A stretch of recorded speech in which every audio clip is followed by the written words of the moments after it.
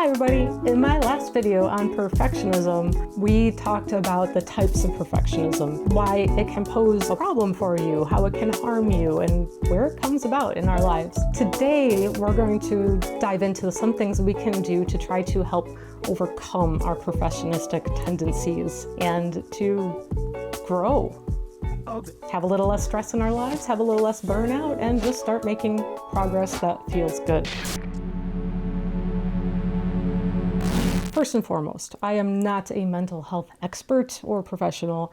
I'm sharing what I've learned from what's worked for me and self-analysis, along with what I've learned from my research on the topic that is furthering helping me that I hope will also help you. If you are particularly struggling or your health is at any level at risk, you should definitely talk to a qualified health professional. Anyway, let's get going with the ideas.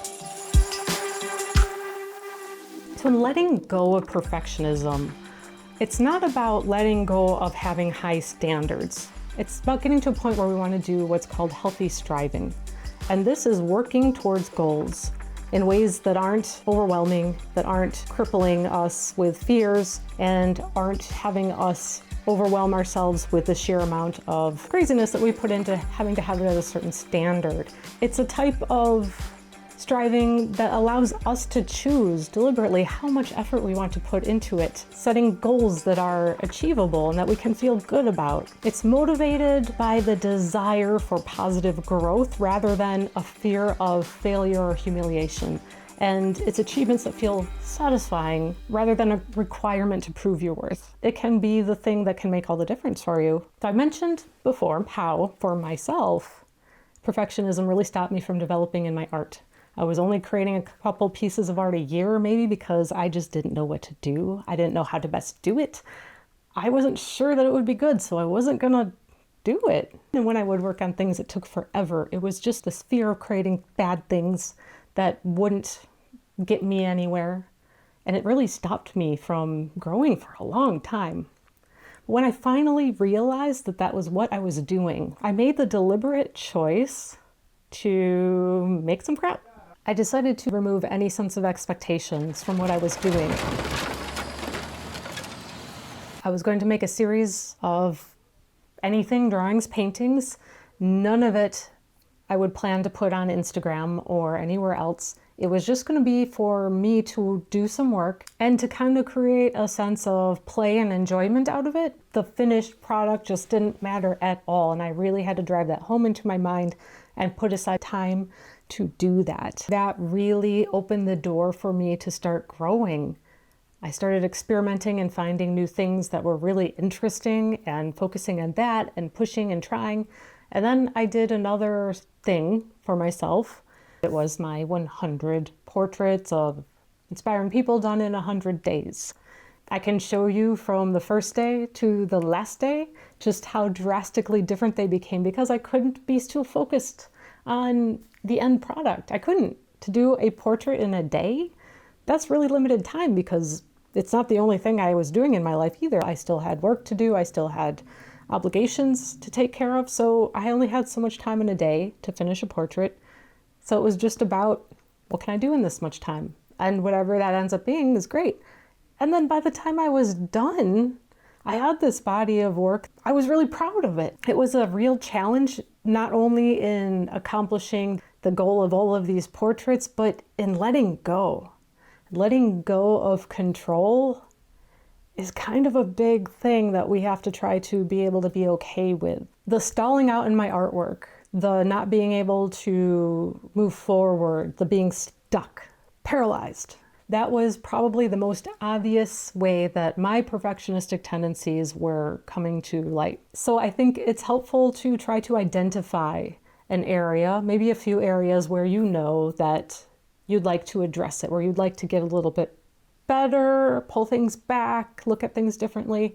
Try to identify some areas, and then we're only going to focus on one at a time because right off the bat, the all or nothing thinking of perfectionism has to be addressed, and we can't hit everything all at once, and we should know that's setting ourselves up for failure, one at a time. Acknowledging that it is black and white thinking that comes with perfectionism, all or nothing, good or bad, perfect or failure. That's a cognitive distortion. And what's a cognitive distortion? That is an irrational internal mental filter or bias that negatively influences our behavior and beliefs as well as how we see the world. These are things that we develop to make life easier. Our brain filters out a lot of information naturally to be able to reach conclusions and get things done and to just try to find what's important. But it can happen too much. We can start to make assumptions that ultimately harm us. Believing that there is only perfect or failure, internalizing lack of perfection as a personal fault or flaw sets us up for discontent and unhappiness. It harms us and our mental health. The whole world exists in shades of gray and every other color. We have to be willing to try to accept that, to see it, and maybe even set some deliberate goals in the gray area. The same way that I decided to start making some garbage, some junk when I was working on trying to push my artwork forward. You can set some goals that are not about achieving perfection. So what if you did that? Maybe choose something that's, relatively inconsequential, but choose to fail a little bit. Choose to do something a little bit poorly. Letting go allows room for experimentation and fun and creativity. It is a practice, learning to let go of the outcome. Deliberately doing it a little bit. Feel how that feels. Try to find some comfort zone that it's not the end all be all. Show up 5 minutes late to a gathering if you're the person that's always 5 minutes early. Do your shopping and errands on a Thursday instead of a Wednesday. What if you turned in a project a day late? You're a straight A student. You're probably still going to end up with a straight A in the end if you just make it a goal to have one project with a B. Make it a goal. This is about finding ways to embrace and accept imperfections that we can put out into the world that are okay. You have to determine for yourself where you're okay with starting, where you're okay with doing that. I absolutely don't want anybody to put themselves in harm's way, but, give yourself a little wiggle room. Another thing within that all or nothing thinking is that things become too big. It's hard to focus on what needs our attention at a given point in time. Or it's hard to take that first step because we know that this project is big, this effort is big. It's about maybe instead breaking things down into really small manageable tasks. This has ended up being really important to me for other areas of my life where I still struggle. Digestible bites. And I like making checklists. I like really breaking it down because when you sit down to do some work and you're like, I don't know what to do, I don't know where to start. Okay, look at that list. What's one thing I can cross off right now? And then just do that thing. You make it little bite-sized pieces and it makes it very manageable. Think of it like you have to clean the bathroom. It's a big task. It's going to take you some time to really do a good job at it. Well, what if today we just wipe down the countertop? That's it. Take the things off, clean it really well, put everything back. You've done a thing. Your bathroom's not entirely clean, but you put a step forward. Once you did that, you might feel like continuing to do more, which is great. I'm going to do one more thing. I'll sweep the floor. Something else. You just make it small bite-sized pieces and that becomes doable and it feels good to check those marks off, and that perfectionistic person within you is going to really like filling up the page with little check marks and marking all the things off. Celebrate the small wins along the way, the small achievements, because we want to get away from having everything be about just the outcome. What can we enjoy and learn on our pathway to getting someplace? I'm not saying go out and buy yourself a new handbag or pair of sneakers every time you make a little checklist off your list, but, allow yourself something to celebrate. If I take 3 things off my list today, I'm going to have a snack that I've been holding out on. I'm going to watch that silly movie that I keep not making the time for. It's little things that can make you feel good about what you're accomplishing. And you know what? Back to the idea of trying to practice having some gray area failures and mistakes. Celebrate some of those too. If you are able to make a little failure in your life and try it out to see how it feels, pat yourself on the back for that. There are very few successes and big things in life that don't come with at least a few failures along the way. It's the way things work. It's the way that people achieve great things. You have to learn along the way. The failures are part of the learning and getting there process. You have to be able to see them as data.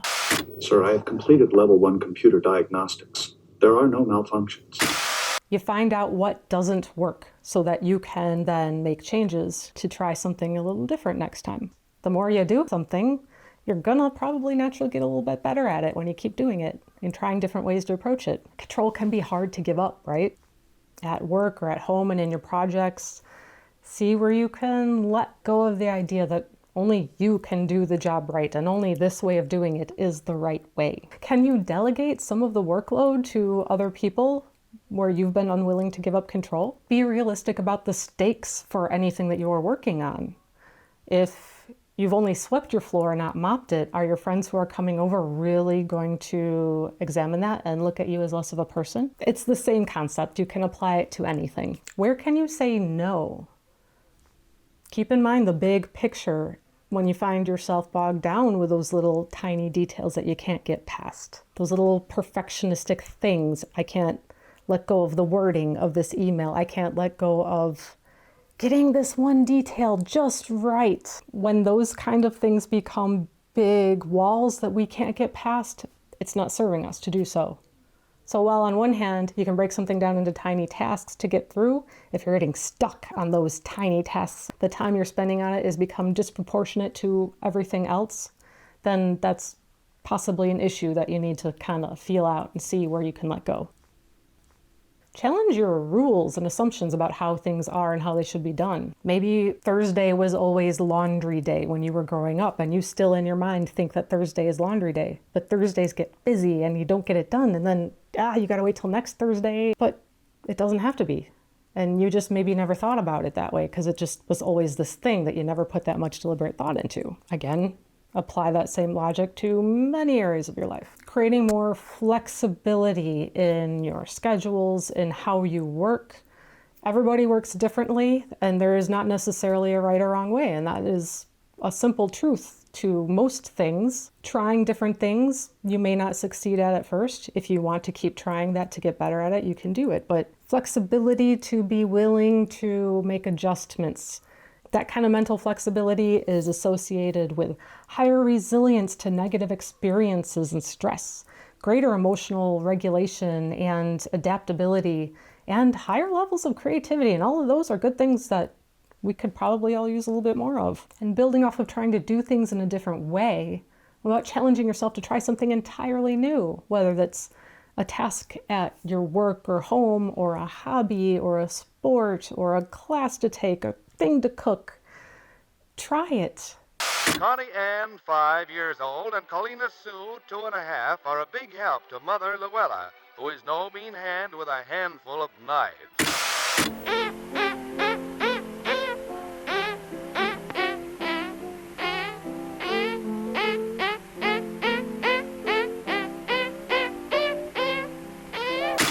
It's hard to let go of what the outcome has to be. Maybe the thing will turn out great, maybe it won't. But if you're willing to try it, and even if you struggle with letting go, giving yourself the leeway to give it a shot. I'm proud of you. Go get some ice cream. We want to get familiar with the idea of finding a level of done, finished, accomplished, that can be measured as good enough. I'm going to throw out there that most of us don't do work that is life or death on the details, right? If you do have work that is like that, I'm not telling anybody to put their careers or their selves or other people at risk. I don't want you to take it that way. We have to find the areas where we can do that. Practicing accepting things that are good enough where you can make room for other things in your life because of that. Recognizing where perfection isn't necessary or helpful is really important. And a really important thing too is to catch the negative self-talk, the things that we tell ourselves that drive us to try to do these perfectionistic things or to not do the things because we're not good enough, we're not worthy, we're not talented enough. All of the things, the shoulds, coulds, musts, and derogatory things that we tell ourselves and judgments, we gotta start to challenge those things because ultimately they can become self-fulfilling prophecies.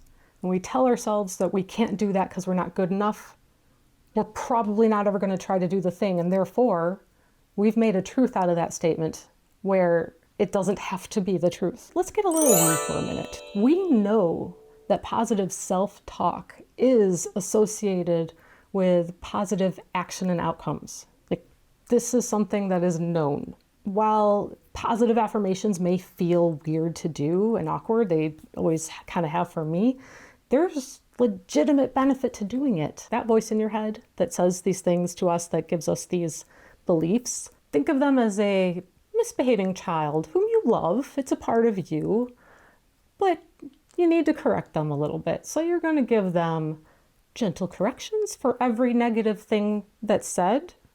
You're going to correct them with a positive thing, maybe even two. Like, let's go there. Let's go nuts. 2 positive things for every negative thing that your brain says. Try it. It actually gets easier with practice. And one of the last things that I want to recommend is just talking to somebody. Some objective third-party input from somebody that you respect as someone who supports you, as a mentor perhaps. Just to talk about different ways that you can view and approach the situations that spark that maladaptive perfectionism. Or, as I would say to myself, I love you. Go to therapy. I'm gonna be honest, making this video and doing the research to back it up, outside of just the things that I'd already done for myself, has really made me realize just how much I need to address some other areas in my life that I wasn't seeing, that I was doing the same things in, being overwhelmed by the scale of them, that all or nothing thinking. Having now recognized those things in myself, I am going to take all of this advice that I've laid out, I'm going to be applying it to myself. If you're willing to work on things, I am willing to keep working on things. And remember, change is rarely a straight line. Change is hard. Setting new habits is hard. Changing the way we think is really hard. It's often a path like that, right? Accepting that, realizing that, being able to not quit when things get hard. That's an important point too. Recognize not just every win, but every effort. And most importantly, you've got this. Subscribe to see my next videos. Share in the comments what you think you might work on, what you're willing to try, maybe even what things have worked for you in the past. I'd love to hear it. I think anybody would love to know what does and doesn't work for everyone. We're all different, but if you have different ideas, let's hear them. Like I said, you got this.